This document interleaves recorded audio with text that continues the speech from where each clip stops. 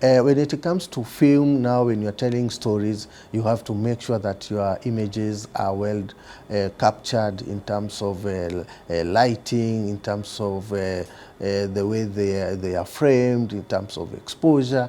So there is a lot, especially in details. And at ADMI, we are able to take our students through all those steps to make sure that they understand. If, for example, I want to film and I'm filming for content, I'm filming for TV, or I'm just doing a film production, how are we supposed to go about?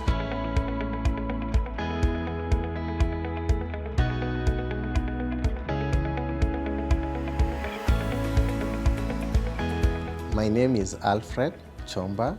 I am the head of department, film and television, FTV, and also I teach camera and directing for TV.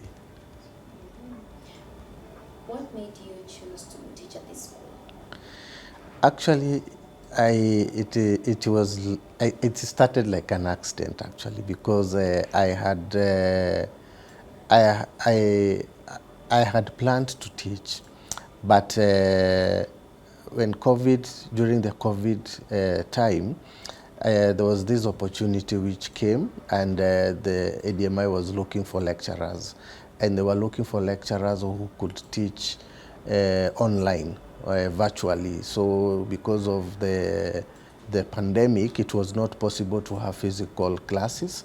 So it was baptism by fire, because we had to learn software, we had to learn new ways of teaching through online means or virtual. So I took that opportunity because I had thought I had a lot of experience. I have worked for many years, and I felt that I needed to give back. I'm humbled to have worked with established media stations and also production houses. So I felt that I had a lot of experience, and also having gone through the learning and also going through the school, I thought that I had a lot to offer, especially to the generation, the new generation, so that I can also impact positively to their growth in terms of professionalism and career growth. What excites you the most about teaching your subject? Okay, I love cameras. I have been with cameras for over 20 years, so I like being behind the scenes. Now I am being interviewed. I am used to be on the other side. I don't like facing the camera, but nevertheless, I love cameras. I love TV. I have spent most of my professional life in the world of television, and I love creating images which tell stories, creating visuals which are able to communicate. So I love the filming, especially in terms of making sure that we are able to give content which illustrates and demonstrates how our society is. So that is what I love about my work. And also for teaching, I would like people to be able to do and document productions or shows which are able to communicate properly and are professionally done. So you find sometimes in the industry, people are just creating stories or coming up with content, but in terms of how the visuals have been filmed, sometimes it is not very professionally done. So mine is just to make sure that people are able to adhere to the basics, especially in terms of filmmaking, in cinematography, and also filming, yeah. Interesting. Yeah. What you're talking about sounds a lot like content creation. I'm not watering down film, but I normally see personally a correlation between film and not film, but film and even the principles of production with content creation, having also been part of both myself. So my next question would be, do you see that as well? Is there a correlation between film and TV and content creation? Okay, yes. You know, the way the industry has been structured, we will find that we have content which is meant for TV. the way probably for TV it's being documented, the way it's being packaged. Sometimes it's because of the target audience which you are targeting. So like for example, a TV show will probably target a specific audience.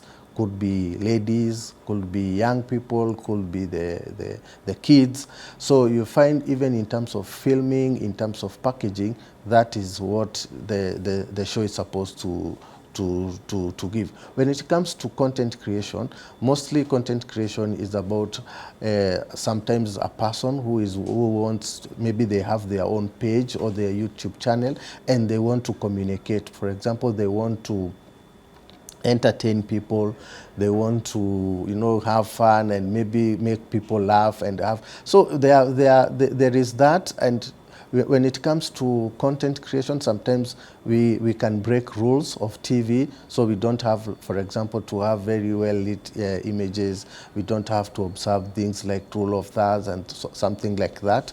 But because we want to make sure that we are communicating to our audiences, we are just creating content. So we can use any other form of filmmaking.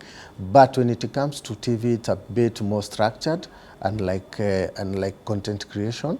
When it comes to film now, when you're telling stories, you have to make sure that your images are well captured in terms of lighting, in terms of the way they are framed, in terms of exposure. So there is a lot, especially in details. And at ADMI, we are able to take our students through all those steps to make sure that they understand. If, for example, I want to film and I'm filming for content, I'm filming for TV, or I'm just doing a film production, how are we supposed to go about in terms of choosing the equipment, knowing the right accessories, in terms of having the right gear. So all these steps now at ADMI, we are able to take our students through so that they can understand how we can be able to work through and be able to be very professional in the work we do.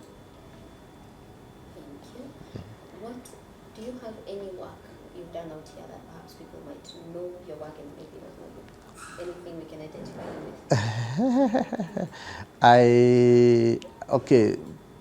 with? I have probably in terms of teaching, I have taught many students, and most of the students have won awards. I know of students who have even won awards internationally because of the kind of production they have done, and also locally. I am proud when I see my students shining. I have students all over who have done great work. Some of them have been employed by very, very high-end production houses and also TV station.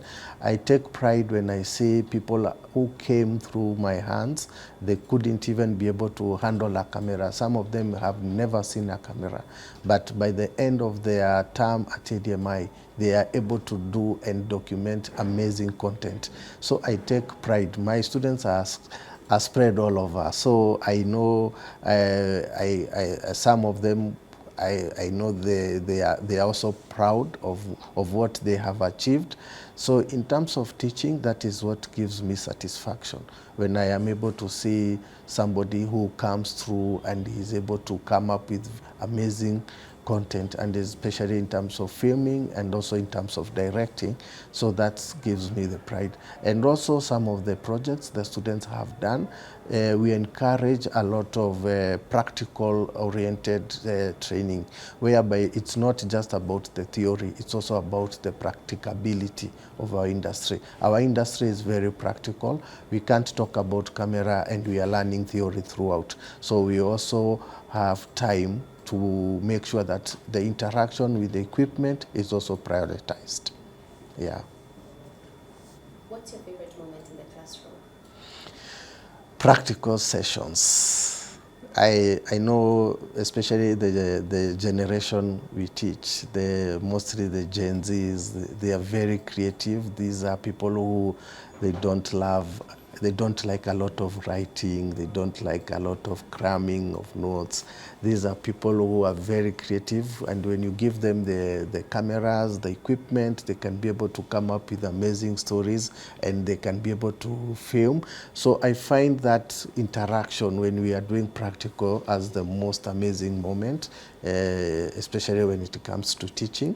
The other thing is when we are doing field trips or we are visiting to different places. We might be going to a movie to see a movie, and we critique and we talk about it, or when we are screening movies in campus. So that is also very, gives me a lot of satisfaction as a lecturer.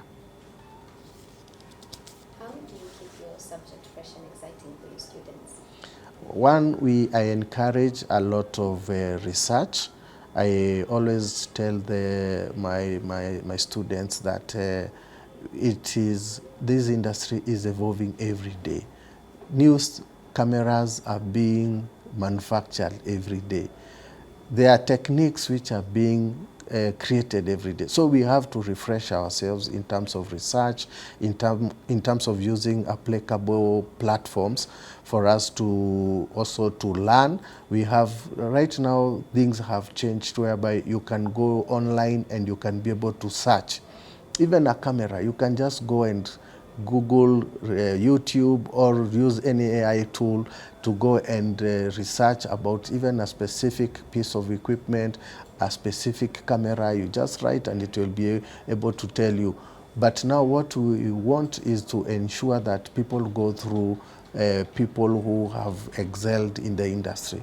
So that, like now ADMI, you are now being taught not only how to film, but how also to package yourself for the industry, how also to make sure that you can be able to pitch, you can be able to present. There are things which now you need now the school environment so that you can now be polished end to end. And I know most of the students who come, some of them might also be knowing how to operate a camera, but that is not enough. You need now to go through the hands of seasoned people in the industry. And I know, like in film and TV, we have lecturers who are practicing what they teach. So you find that I'm not working, I'm not necessarily lecturing every day, but I'm also doing practicals, I'm also filming, I'm also involved in productions when I'm not in campus. So that gives me that I'm able to train and I'm able to teach based on what I am practicing in the industry. Yeah. If we are talking about camera, for example, of course, I'll have students who have never seen a camera in the first place or at any other time. So we'll progressively introduce it to them in a manner that they will feel very confident progressively.